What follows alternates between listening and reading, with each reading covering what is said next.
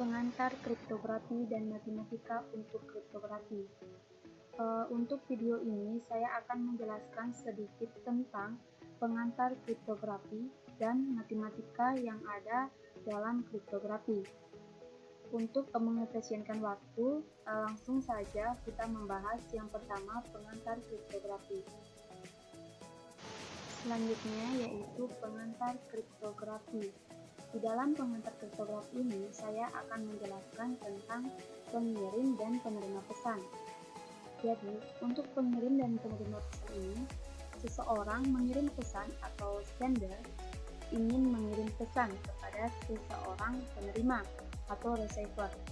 Kemudian, pengirim menginginkan pesan dapat dikirim secara aman, yaitu dia yakin bahwa pihak lain tidak dapat membaca isi pesan. Nah, contohnya, misalnya, yang sebagai pengirim adalah Alice, kemudian penerima adalah Bob, dan pengirim itu adalah komputer klien, dan penerima adalah komputer server, dan pengirimnya itu adalah Alice, dan penerima adalah mesin penjawab. Pada pengantar kriptografi ini, saya juga akan menjelaskan tentang pesan, plain text, dan ciphertext.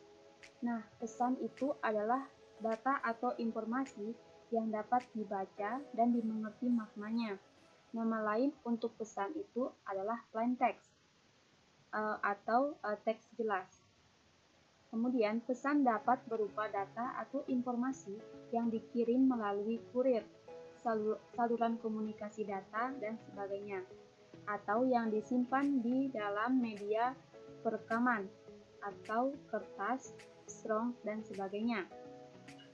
Agar pesan tidak dapat dimengerti maknanya oleh pihak lain, maka pesan disandikan ke bentuk lain. Bentuk pesan yang tertandi disebut dengan ciphertext. Contohnya itu dapat kita lihat pada layar, yaitu contohnya di sini plain text-nya, uang disimpan di balik buku X. Nah, ciphertext-nya adalah pesan yang yang tidak bisa dibaca secara umum, perlu disandikan kembali. Berikutnya adalah enkripsi dan deskripsi. Proses menyandingkan plain text menjadi ciphertext disebut enkripsi, sedangkan proses mengembalikan ciphertext menjadi plain text-nya disebut deskripsi. Setelah saya menjelaskan tentang pengantar kriptografi, selanjutnya adalah matematika dalam kriptografi. Pada matematika dalam kriptografi ini, saya akan menjelaskan fungsi. Nah, dalam fungsi ini terbagi menjadi 3, yaitu fungsi 1 ke 1 atau one to one. Definisinya, fungsi f a mendekati b disebut sebagai fungsi 1-1 atau fungsi injektif jika dan hanya jika untuk sembarang A1 dan A2 elemen A dengan A1 tidak sama dengan A2, berlaku FA1 tidak sama dengan FA2.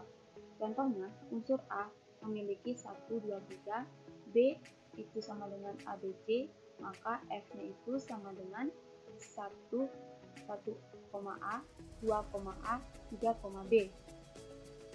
Nah, selanjutnya fungsi pada atau onto.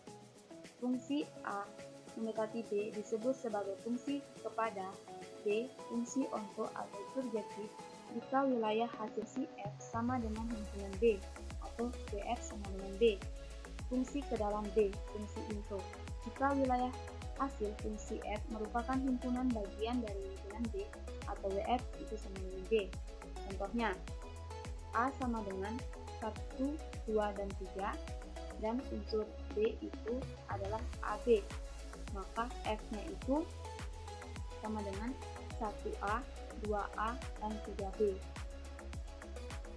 Fungsi selanjutnya yaitu fungsi berkoresponden 1 ke 1. Fungsi F A mendekati B disebut sebagai fungsi bijektif jika dan hanya jika fungsi F adalah fungsi subjektif dan juga fungsi injektif. Contohnya, unsur A itu 1, 2, 3, B, A, B, C, maka F-nya itu sama dengan 1, A, 2, B, 3, C. Berikutnya saya menjelaskan tentang kombinatorial. Kombinatorial di sini saya menjelaskan tentang definisinya dan kegunaannya dalam kriptografi. Adapun definisinya adalah suatu cabang matematika yang mempelajari tentang pengaturan objek-objek dengan cara menghitung jumlah komponen penyusun objek itu sendiri, tanpa harus memenuhi rinci semua kemungkinan penyusunnya. Adapun kegunaannya dalam kriptografi adalah digunakan untuk menghitung banyak kunci yang bisa dibentuk beberapa banyak kombinasi plain text dan hypertext. Teorema Euclid. Teorema 1 berbunyi, misalkan n dan n bilangan bulat, n lebih besar ke 0.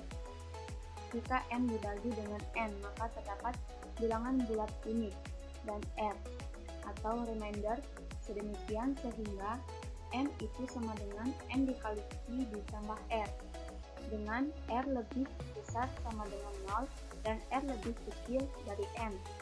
Contohnya dapat dilihat pada layar. Struktur aljabar, yaitu saya akan menjelaskan grup. Grup itu suatu himpunan tidak kosong. G merupakan suatu grup. Jika dalam grup terdapat operasi, misalkan kali n dan unsur-unsur dalam G memenuhi syarat. Yang pertama tertutup. Tertutup artinya tidak keluar dari zonanya. Misalnya, apabila penjumlahan tetaplah penjumlahan. Kemudian asosiatif. Terdapat elemen identitas. Kalau identitas penjumlahan itu sama dengan 0, perkalian itu sama dengan 1. Misalkan saya memberikan contoh, yaitu inverse dari 2 terhadap penjumlahan adalah min 2. Kemudian terdapat elemen inverse. Nah, berikut merupakan contoh dari grup. Yang pertama yaitu di sini grup modulo 4. Misalnya penjumlahnya 0 ditambah 0, 0, 0 tambah 1, 1, 0 tambah 2, 2, 0 tambah 3, 3. Lakukan hal yang sama sampai memperoleh semua nilainya di dalam tabel. Di sini identitasnya adalah 0 karena semua bilangan memiliki identitas 0. Adapun inverse-nya di sini, inverse 1 itu sama dengan 3, inverse 2 sama dengan 2, inverse 3 sama dengan 1. Kemudian di sini juga terdapat contoh grup perkalian, yaitu modulo 5. Sama halnya dengan penjumlahan, yaitu 1 dikali 1, 1, 1 kali 2, 2, 1 kali 3, dan 3, dan 1 kali 4, 4. Lakukan yang sama, kemudian kita di sini akan mencocokkan pada syarat grup yang dijelaskan tadi, yaitu pada grup perkalian ini, yaitu dia memenuhi syarat tertutup, asosiatif, elemen identitasnya adalah 1, kemudian setiap elemen memiliki inverse 1, yaitu 1 inverse-nya 1, 2 inverse-nya 3, 3 inverse-nya 2, 4 inverse-nya 4. Maka dapat disimpulkan bahwa set modulo 5 ini adalah grup terhadap operasi perkalian.